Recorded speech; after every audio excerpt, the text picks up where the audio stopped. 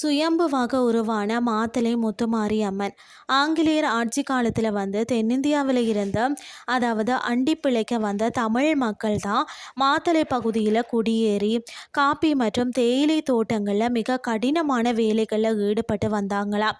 உற்றார் உறவினர்களை பிரிஞ்சு அந்நிய தேசத்தில் வாழ்ந்த அந்த மக்களுக்கு தங்களின் துயரங்களை தீர்க்கத்தான் ஒரு தெய்வம் தேவைப்பட்டதாம்.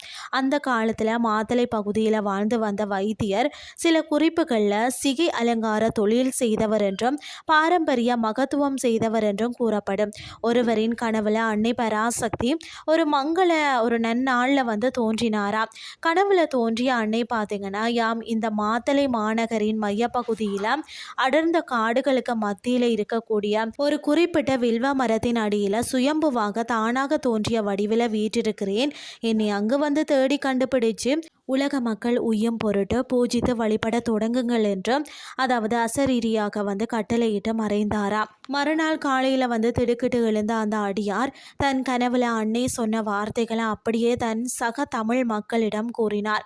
அன்னையின் கட்டளையை ஏற்ற மக்கள் அனைவரும் ஒன்று திரண்டு மாத்தளை பகுதியில் இருந்த அடர்ந்த காட்டு பகுதிக்குள்ள வில்வ மரத்தை தேடி புறப்பட்டனர். அவர்கள் தேடி சென்ற போது பார்த்தீங்கன்னா, கனவுல அன்னை குறிப்பிட்டபடியே ஒரு பெரிய செழுமையான வில்வ மரத்தை கண்டாங்களா. வியப்போடு அந்த மரத்தின் அடியில் சென்று பார்த்தபோது அங்கு இயற்கையாகவே அன்னை மாரியம்மனின் திருவுருவ சாயல்ல ஒரு சிறிய சிலாரூபம் கல் வடிவம் இருப்பதை கண்டு மெய் சிலித்து போனாங்க. அன்னையை கண்டெடுத்த அந்த எளிய மக்கள் உடனே அந்த இடத்தை சுத்தப்படுத்தி அந்த வில்வ மரத்தடியிலேயே ஒரு சிறிய பன்னசாலை ஓலை குடிசை அமைத்து அன்னைய முத்துமாரியம்மன் என்று பெயரிட்டு வழிபட தொடங்கினார்கள். முத்துமாரி என்றால் முத்து என்ற மலையை தருப்பவள் அப்படின்னு சொல்லி பொருள். அம்மை நோய் போன்ற வெப்ப நோய்களிடமிருந்து காடுகளில் இருந்தும் தங்களை காக்கும் தாயாக அவரை வணங்கினார்கள். தொடக்கத்தில் அந்த அடியார்களின் குடும்பத்தினரை பூசாரிகளாக இருந்து களிமண்ணால் செய்த விளக்குகளை ஏற்றிதான் செயற்கையான மலர்களை கொண்டு மிக எளிமையாக நித்திய பூசைகளை செய்து வந்தார்கள்.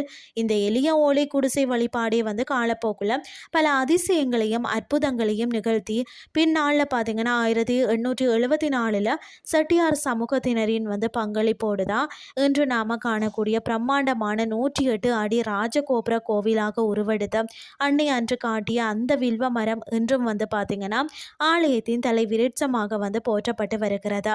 இன்றைய ஆன்மீகம் சார்ந்த பதிவில் பார்த்தீங்க அப்படின்னு சொன்னால் மாத்தளை முத்துமாரியம்மன் கோயிலை பற்றி பார்த்திருந்தோம்.